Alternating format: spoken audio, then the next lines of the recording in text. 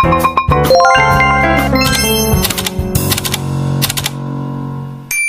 teman-teman, perkenalkan nama saya Nur Wahyu Anjarsari dari Fakultas Ilmu Pendidikan, jurusan Teknologi Pendidikan Universitas Negeri Makassar, angkatan 2022 dengan NIM 2204 0150 1016.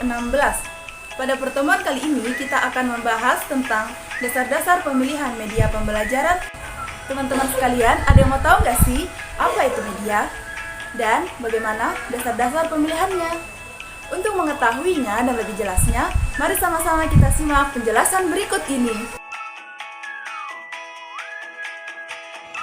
Yang pertama yaitu pengertian media pembelajaran. Media pembelajaran adalah segala sesuatu yang dapat digunakan untuk menyampaikan informasi pelajaran kepada peserta didik dan dapat merangsang pikiran, perasaan, perhatian, dan kemauan si pelajar sehingga dapat mendorong terjadinya proses belajar. Selanjutnya ada kriteria pemilihan media menurut Nana Sujana. Yang pertama yaitu ketepatan media dengan tujuan pengujaran, yang kedua dukungan terhadap isi bahan pelajaran, yang ketiga kemudahan memperoleh media, yang keempat keterampilan guru dalam menggunakannya, yang kelima ketersediaan waktu untuk menggunakannya dan sesuai dengan taraf berpikir anak. Dan selanjutnya kriteria pemilihan media secara umum. Yang pertama yaitu sesuai dengan tujuan yang ingin dicapai, tepat untuk mendukung isi pelajaran yang sifatnya fakta, praktis, luas dan bertahan, guru terampil menggunakannya, dan pengelompokan sasaran serta mutu teknis.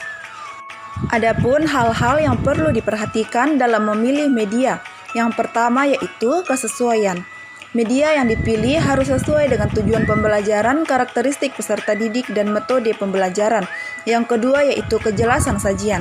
Sajian media harus sesuai dengan tingkat pendidikannya, misalnya buku SD, jangan menggunakan kalimat yang panjang, namun sebisa mungkin berilah gambar atau kalimat yang menarik dan unik sehingga siswa dapat dengan mudah memahaminya. Yang ketiga, kemudahan akses. Perhatikan kemudahan akses, misalnya proses belajar melalui blog, Zoom, maka harus memperhatikan koneksi jaringan yang stabil. Yang keempat, kualitas. Kualitas media pembelajaran harus baik, misalnya dalam bentuk video, maka gambar juga suaranya harus jelas dan jernih. Yang kelima yaitu kebaruan. Media juga bisa mengikuti tren yang sedang terjadi, misalnya TikTok.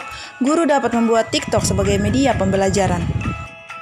Kemudian ada prinsip dalam memilih media. Prinsip-prinsip pemilihan media pembelajaran yang layak yaitu media harus didasarkan pada tujuan pembelajaran dan bahan belajar yang akan disampaikan.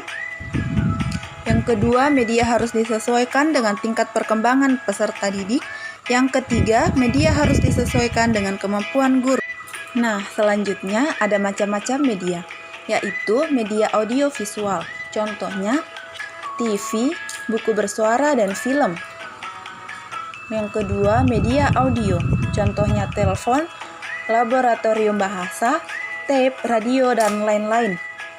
Lalu ada peta dan globe, dan media serbaneka.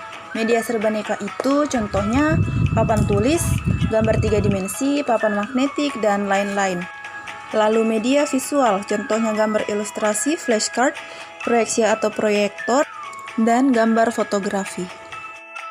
Tada, akhirnya kita telah sampai di penghujung materi, dan setiap pembahasan materi yang setelah saya jelaskan tadi, saya mengambil referensi dari buku media pembelajaran oleh Profesor Dr. Asar Arsyad yang diterbitkan oleh PT Raja Grafindo Persada 2019 di Depok.